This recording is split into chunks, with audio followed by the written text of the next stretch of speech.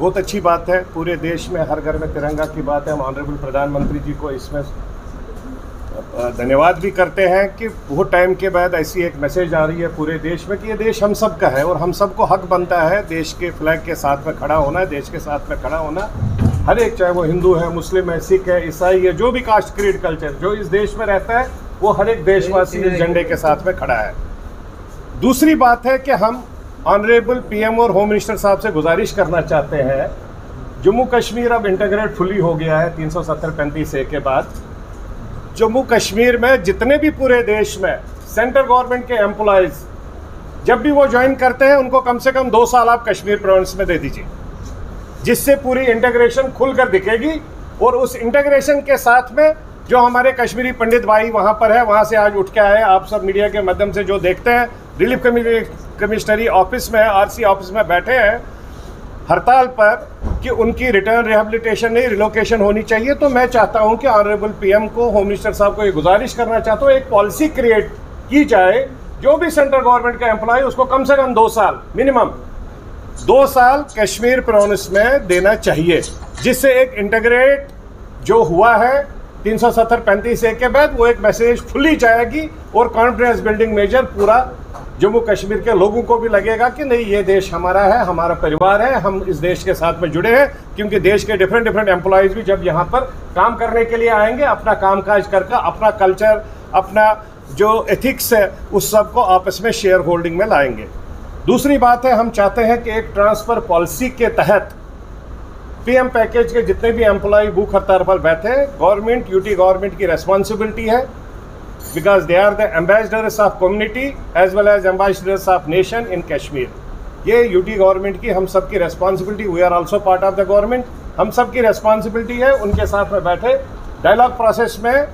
Senior officials बैठे, जो भी जेन्युइन उनके इश्यूज़ है उसको प्रॉपर तरीके से एड्रेस किया जाए, क्योंकि उस एड्रेस के बाद में पता चल जाएगा कि कहाँ पर, क्योंकि वो लोग पिछले 14 साल से आज तक वहाँ से निकल के नहीं आए, जब तक वहाँ पर अनफॉर्चुनेट किलिंग हो गई। जब किलिंग हो गई, और किलिंग अगर बाहर होती, सड़क पर होती, तो हम कह सकते थे कि भाई किलिंग इसलिए हो गई है, शायद किसी गलती से निकला है, किसी को बिना पूछे निकला। किलिंग हो गई ऑफिस के अंदर में, मेजॉरिटी कम्युनिटी पूरी उनके साथ में खड़ी है, मेजॉरिटी कम्युनिटी उनको बहुत प्यार करती है। लेकिन जब किलिंग हो गई है, जब किलिंग होने के बाद में ना इन्होंने मेजॉरिटी कम्युनिटी का सुना, ना इन्होंने अपना सुना, ना अपने परिवार का सुना, ये उठ के डायरेक्ट आ गए जम्मू में, न किसी एडमिनिस्ट्रेशन के किसी ऑफिशियल का सुना। तीसरी बात है, जब तक वो उनका इशू सॉर्ट आउट नहीं होता है, उनके सैलरीज को बंद ना किया जाए, उनके सैलरीज को कंटिन्यूटी में रखा जाए। चौथी बात है, जो एक बहुत इंपॉर्टेंट चीज़ है, यहाँ पर 5 साल पहले फॉरेस्ट ऑफिशियल्स जो बेचारे टेक्निकल लोग हैं, फॉरेस्टरों को अपॉइंट किया गया। अपॉइंट करने के बाद में उनको बोला गया कि आफ्टर 5 साल के बाद जब वैकेंट पोस्ट्स निकलेंगे, आपको अगेंस्ट दैट वैकेंट पोस्ट आपको रिक्रूट किया जाएगा। बट अनफॉर्चुनेटली रिसेंटली क्या निकला है, उनके 5 साल 5 अगस्त को पूरे हो रहे हैं, साइड में से एसएससी बोर्ड ने एडवर्टीजमेंट निकाला 326 एम्प्लॉयज़ के लिए। हम कह रहे हैं, जब आपके पास ऑलरेडी टेक्निकल हैंड है,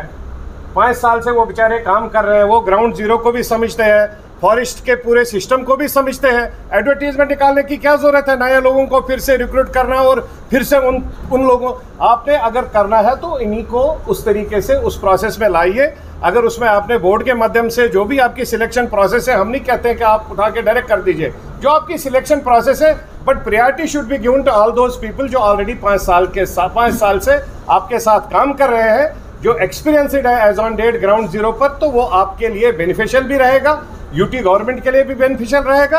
और उनके लिए भी बेनिफिशियल रहेगा, क्योंकि उनकी एज ऑलरेडी बेचारों की अब इतनी हो गई है कि अब वो कहीं पर जा नहीं सकेंगे, क्योंकि already they are all technical people. उन्होंने फॉरेस्टर की डिग्री कंप्लीट करके वो आपके पास आए हैं, उस टाइम उनको अपॉइंट किया गया है थ्रू कैबिनेट ऑर्डर। तो मैं गवर्नमेंट से गुजारिश कर रहा हूँ, एलजी साहब से, सीएस साहब से गुजारिश करना चाहता हूँ, ये सब वो लड़के हैं जो हमारा यूथ था 5 साल पहले, नौजवान, आज उनके बच्चे भी बड़े हो गए, उनकी फैमिलीज़ है, उनको अपना परिवार देखना है। तो इस पर ह्यूमैनिटेरियन ग्राउंड अपनी जगह है। एक पॉलिसी मैटर के तहत रिक्रूटमेंट प्रोसेस को बंद करके इनको एक प्रोसेस में लाया जाए, whether it is through SSC या क्या, इनके साथ में इंटरव्यूज़ किया जाए, उसमें इनको क्लियर किया जाए, जो उसमें साफ़ सुथरे ऑनेस्ट, ईमानदारी, डिग्निटी और ऑनर के साथ जिन लोगों ने अभी तक 5 साल में काम किया है उनको उस जगह में अपॉइंट किया जाए, जिससे उन बेचारों का रोजगार कंटिन्यूटी में आ जाएगा। For more updates, do subscribe our YouTube channel and don't forget to hit the bell notification icon. And if you are watching this video on Facebook, do follow our Facebook page.